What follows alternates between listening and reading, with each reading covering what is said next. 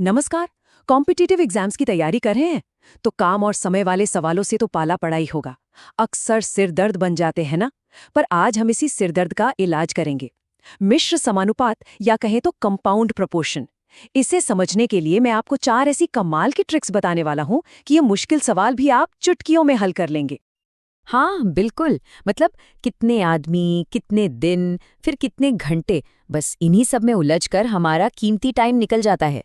लेकिन अब फिक्र करने की कोई बात नहीं है, क्योंकि इन सभी सवालों को सॉल्व करने का एक बहुत ही सीधा, बहुत ही सिंपल तरीका है। और आज हम वही सीखने वाले हैं। तो ये रहा हमारा आज का रोड मैप। हम काम समय के सवालों से शुरू करेंगे, फिर एक एक करके 4 ट्रिक्स देखेंगे। पहली लोगों और दिनों पर, फिर उसमें घंटे जोड़ेंगे, काम की मात्रा को समझेंगे और आखिर में मजदूरी की बात भी करेंगे। ये सब मिलकर आपका अपना एक जबरदस्त मैथमेटिकल टूल किट बन जाएगा। तो चलिए शुरू करते हैं हमारी पहली ट्रिक से।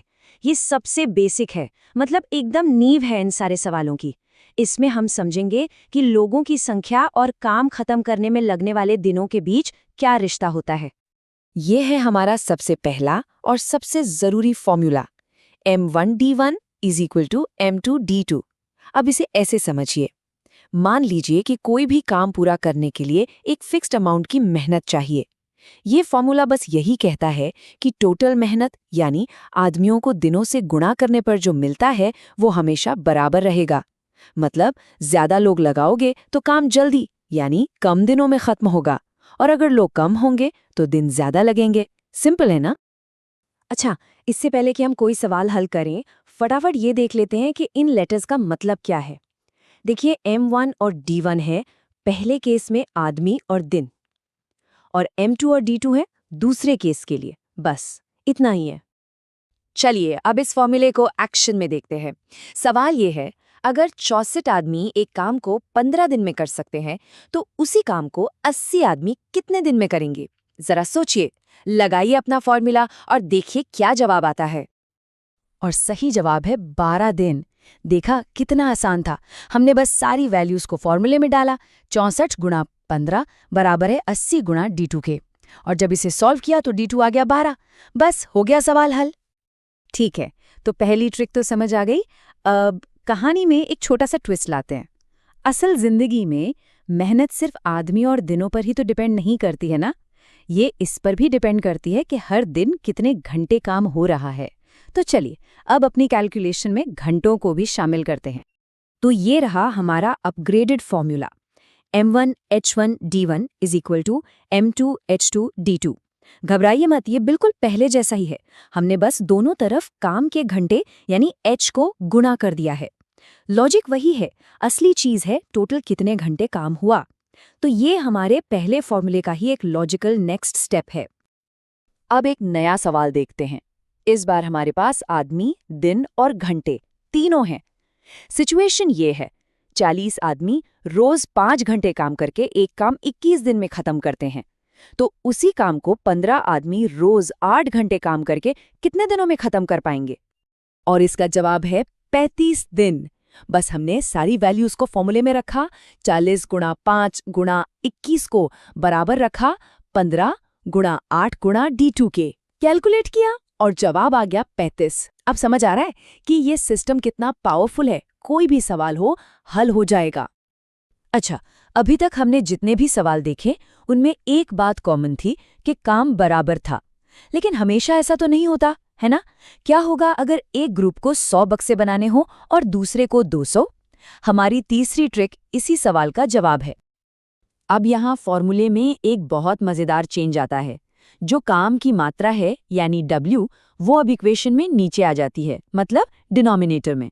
तो फॉर्मूला बनता है M1D1 by W1 is equal to M2D2 by W2। इसका सीधा सा मतलब ये है कि एक यूनिट काम करने में जो मेहनत लगती है वो हमेशा बराबर रहती है, चाहे आप 100 चीजें बनाएं या 1000। जरा इस सवाल पर गौर कीजिएगा। इसमें सिर्फ किताबों की संख्या और दिन ही नहीं बदल रहे, बल्कि सवाल पूछने के तरीके में एक छोटा सा ट्विस्ट है। सवाल ये नहीं है कि कुल कितने मजदूर लगेंगे, सवाल है कि कितने और मजदूरों की जरूरत पड़ेगी। ये बहुत जरूरी पॉइंट है। तो जब हम अपने नए फॉर्मूले में सारी वैल्यूज डालते हैं तो हमें M2 की वैल्यू मिलती है 20। इसका मतलब ये हुआ कि 1200 किताबें 5 दिन में बनाने के लिए हमें टोटल 20 मजदूर चाहिए। लेकिन रुकिए, ये हमारा फाइनल जवाब नहीं है। इसीलिए कहते हैं कि सवाल हमेशा ध्यान से पढ़ना चाहिए। हमें कुल 20 मजदूर चाहिए और 14 तो हमारे पास पहले से ही हैं, तो हमें बस 20 में से 14 घटाना है और जवाब है 6। हमें 6 और मजदूरों की जरूरत पड़ेगी। चलिए अब आते हैं हमारी आखिरी और चौथी ट्रिक पर। ये ट्रिक काम को सीधे सीधे पैसे से जोड़ती है, क्योंकि वही काम के बदले में मिलती तो मजदूरी ही है ना? तो आइए देखते हैं कि काम, समय और पैसों का हिसाब किताब एक साथ कैसे होता है। ये फॉर्मूला आपको जाना पहचाना लगेगा। ये बिल्कुल हमारी तीसरी ट्रिक जैसा ही है, बस यहाँ हम काम की मात्रा यानी W को मिली हुई मजदूरी यानी R से बदल देते हैं। तो फॉर्मूला हो गया M1D1 by R1 is equals to M2D2 by R2। मतलब 1 रुपए के बदले में की गई मेहनत हमेशा बराबर रहती है। ये सवाल तो एकदम प्रैक्टिकल है। अगर 10 मजदूर 15 दिन में 1800 रुपये कमाते हैं, तो 12 मजदूर 8 दिन में कितने रुपए कमाएंगे? चलिए अपने फॉर्मूले से इसका पता लगाते हैं। और सही जवाब है 1152 रुपये। हमने बस 10 गुणा 15 बटा 1800 को बराबर रखा 12 गुणा 8 बटा R2 के। सिंपल कैलकुलेशंस की और हमें दूसरे केस की टोटल मजदूरी मिल गई। तो देखा आपने, हमने एक एक करके 4 अलग अलग सिचुएशन को समझा। लेकिन ये सिर्फ 4 अलग अलग ट्रिक्स नहीं हैं। ये सब मिलकर एक पूरा सिस्टम बनाते हैं, एक ऐसा पावरफुल टूल किट जिससे आप काम और समय से जुड़ी लगभग हर प्रॉब्लम को सॉल्व कर सकते हैं। और ये स्लाइड, ये है आपका अल्टीमेट रेफरेंस गाइड। यहाँ सब कुछ एक साथ है। आप साफ साफ देख सकते हैं कि कैसे हर अगला फॉर्मूला पिछले वाले से ही निकला है। हमने एक बहुत ही सिंपल आइडिया से शुरू किया और धीरे धीरे उसे और बेहतर बनाते गए, लेकिन जो बेसिक प्रिंसिपल था वो हमेशा वही रहा। और अब जाते जाते एक सवाल आपके लिए। ये जो लॉजिक हमने सीखा, जहां हम इनपुट जैसे कि लोग और दिन को आउटपुट जैसे कि काम या पैसा से जोड़ते हैं, ये सिर्फ मैथ्स के सवालों तक ही सीमित नहीं है। जरा सोचिए, इस तरह की सोच का इस्तेमाल आप अपनी जिंदगी में और कहाँ कर सकते हैं? हो सकता है किसी प्रोजेक्ट को मैनेज करने में या अपना बजट बनाने में। इस पर जरूर सोचिएगा।